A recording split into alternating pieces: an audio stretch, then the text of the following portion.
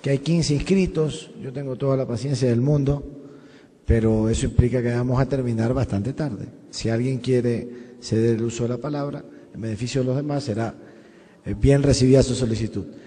Virgilio Hernández, por favor.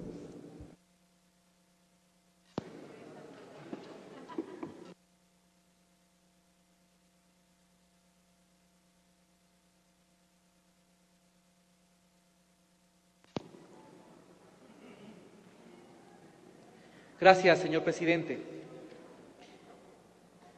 Colegas asambleístas, creo que es importante y yo quiero resaltar tres aspectos fundamentales en la discusión de este código. En primer lugar, creo que es importante rescatar la idea de pensar en reactivar la producción, en reactivar lo productivo como un elemento fundamental de la economía. Y digo esto porque precisamente esta ley se debate en un momento en que más bien se está en general en el mundo discutiendo cómo regresar de lo que fueron las políticas implementadas en los años 90, que básicamente fundaban la acumulación sobre la base del capital financiero especulativo. Pensemos que los estudios que existen nos dicen, por ejemplo, que de $73 que circulan en el sistema financiero internacional, ¿sí?, apenas uno se dedica a la producción. Por lo tanto, vivimos lo que muchos han llamado una burbuja financiera. Y en este momento recuperar la capacidad de un país en lo productivo es obviamente pensar en un nuevo modelo de desarrollo, en una nueva forma de concebir el futuro de nuestros países. Un segundo elemento que me parece importante, fundamental discutir, es lo que tiene que ver con la recuperación del papel del Estado como actor del desarrollo económico del país. Esto es fundamental. Y en el proyecto de ley que nos están planteando ahora para primer debate, hay aspectos que son trascendentes, como por ejemplo, el desarrollo de la competitividad sistémica mediante el desarrollo de la infraestructura. Aquí muchas veces, a propósito de los temas de centralización o descentralización, hemos discutido lo que le corresponde a Quito o lo que le corresponde a Guayaquil en relación al resto de países.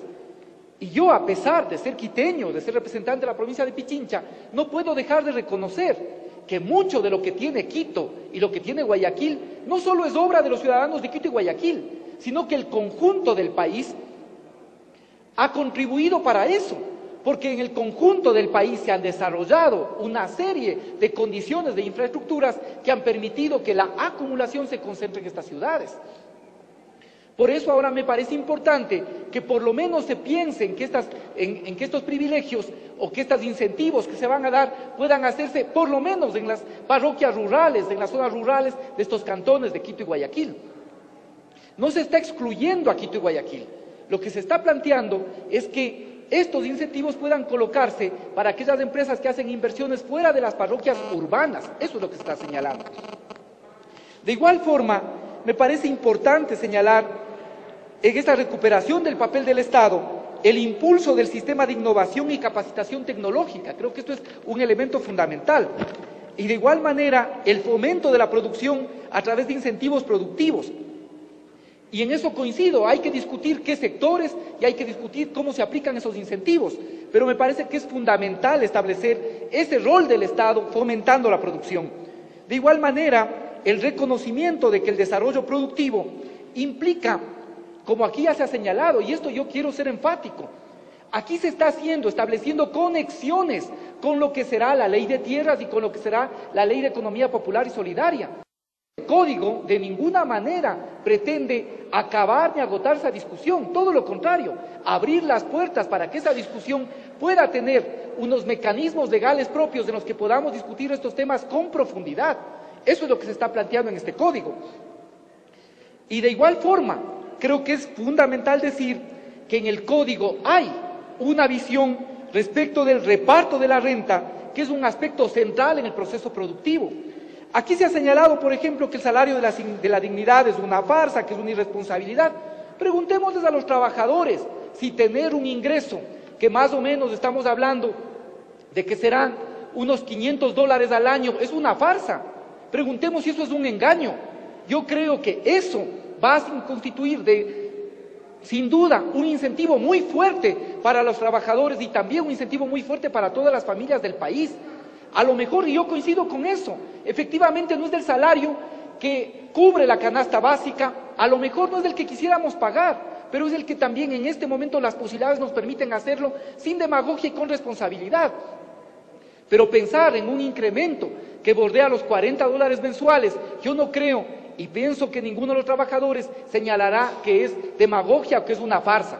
Creo que en eso hay que ser medidos también respecto de lo que estamos representando en este foro o en esta asamblea. Me parece que, señalado esos aspectos centrales, también creo que hay algunos aspectos que deberíamos profundizar y que deberíamos estar abiertos a discutir y a debatir. Y planteo algunos. Por ejemplo, creo que deberíamos precisar mejor el tema del ámbito, el objeto y los fines. En el ámbito, por decir algo, no se considera el tema de las externalidades negativas, que pueden también tener implicaciones en el proceso productivo y además generar daños al ambiente y a las comunidades. Creo que es una cosa importante que debería contemplarse. Creo que en el artículo 2, deberíamos discutir si es que el tema financiero es una actividad productiva, sin dejar de reconocer que sin un adecuado financiamiento es imposible el desarrollo de las actividades productivas. Sin embargo, permitir o establecer los incentivos respecto del tema productivo al sector financiero, creo que es un tema que deberíamos discutir y debatir. De igual forma, me parece importante pensar en que los fines, como hemos señalado en otras ocasiones, hay que poner los fines que son aquellos elementos trascendentes, no aquellos que ya son la aplicación concreta de una política. Por ejemplo, los que están planteados en los literales F y H ya son aplicaciones concretas de una política, por lo tanto no deberían tener ese carácter de fines. Discutamos, debatamos eso. Un segundo aspecto sobre el que me parece que es importante discutir es el que tiene que ver con el rol del Estado.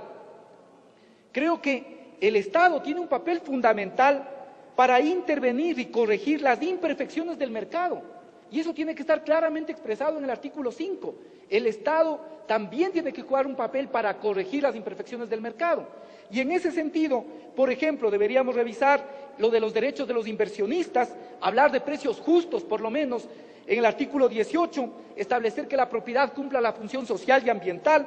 En el artículo 70, que se refiere al tema de tierras, no solo hay que establecer mecanismos de mercado para el acceso a la tierra. La actual ley de tierras establece mecanismos a través de los cuales se puede efectivamente expropiar en ciertas condiciones cuando la tierra no está cumpliendo su función social y ambiental. Y eso no está recogido y debería incorporarse en este código. Un tercer aspecto que quizá conviene discutir es respecto de las sedes. Y ahí planteo algunas cosas concretas. El tema de las sedes deben estar en función del Plan Nacional de Desarrollo y de la economía, para no repetir las experiencias de las zonas francas. ¿Cómo se definen las sedes? No puede ser desde el Ministerio Rector del Comercio y la Producción, sino básicamente el Ministerio que rige la planificación nacional, porque debe ser en esa perspectiva que se establezcan las sedes. Se debe establecer acuerdo con los gobiernos autónomos descentralizados, que serán los que soportarán el funcionamiento de estas sedes. Creo que esos son elementos que deberíamos incluir. Y una de las condiciones y requisitos en el artículo 44 también debe incluirse lo que tiene que ver con el impacto ambiental. Creo que es otro tema que debería señalarse, solo para mencionar algunos. Un cuarto aspecto que quisiera mencionar es también el relacionado con el de la institucionalidad. En el artículo 6 y en el artículo 79, tengo la impresión, llevo el cronómetro también, presidente, se crea un consejo sectorial y una secretaría técnica, y de igual forma en el artículo 79, pero después no hay mucha claridad qué le corresponde a una secretaría técnica y a la otra, y aparecería que la secretaría técnica del COMEXI, por ejemplo, es la que hace el monitoreo al cumplimiento de las obligaciones asumidas por los inversionistas, que está en el artículo 33, o la aplicación de los incentivos en el artículo 31. No tiene mucho sentido que sea la Secretaría Técnica del COMEXI cuando se ha creado una Secretaría Técnica de un Consejo de Desarrollo Productivo. Creo que estos temas nos tocaría mirar. De igual forma, procurar no poner nombres propios a las instituciones, sino utilizar genéricos para evitar que en el futuro, si se cambia el nombre de una institución, haya que primero cambiar la ley. Creo que esos son elementos que deberíamos reflexionar.